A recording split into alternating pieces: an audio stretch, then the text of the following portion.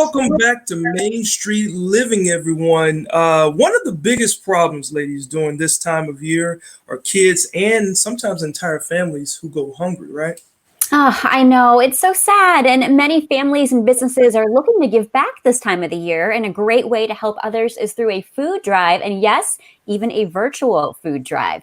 Joining us now to talk about the importance of giving back is Jim Floros, the president and CEO of the Jacobs and Cushman San Diego Food Bank. Welcome to Main Street Living. Good to see you. Good to see you guys.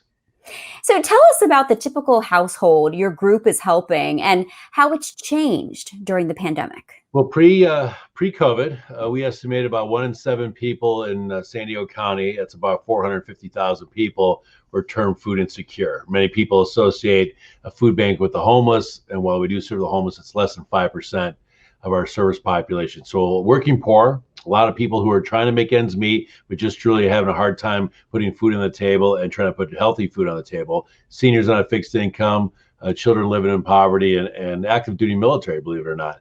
Now COVID hit, and now everything has kind of changed. All those people that were in hardship before obviously are still in hardship, but now people have never had to ask for help. People heavily hit in the service industry, layoffs, furloughs, or what have you. That number of people who are food insecure in San Diego County, that number may have doubled. There could be nearly 1 million people in San Diego County right now that are food insecure. So how much is that as an increase from last year, for example?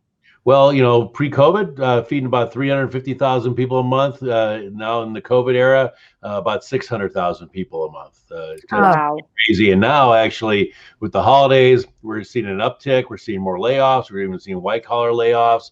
People who had 2, jobs and everything's going well. Young families that were doing fine, and they have a young kids at home, and now they have to afford buying diapers. And we're the diaper bank as well, so we're doing 6, 7, 800,000 diapers a month on top of all the food. Wow.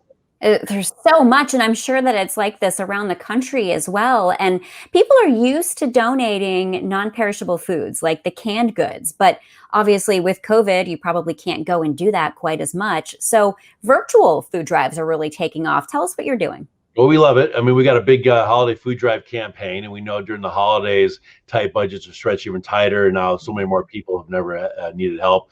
We are doing some physical food drives, a big campaign with Vons and Albertsons right now, where people can buy these $5 hunger bags. But the virtual food drive has been very, very popular because people can literally just go online, and it looks like a market with some shelves, and they can actually buy food on our behalf. And we can even customize a virtual food drive for any individual, a company, or organization. They get a special link that's just for them, and then they can email that out to their friends, colleagues, people in their community, whatever, to help raise money to support the San Diego Food Bank. Wow. So what are some of the most needed items? Well, any non-perishable item works, but people make fun of me because I'm obsessed with peanut butter. Ooh, I like peanut butter. For people who are lower income, protein is expensive. And so, so with peanut butter, high in protein, kids like it, and really actually it's too expensive for us to buy. So I actually have groups that specifically do peanut butter drives. Wow.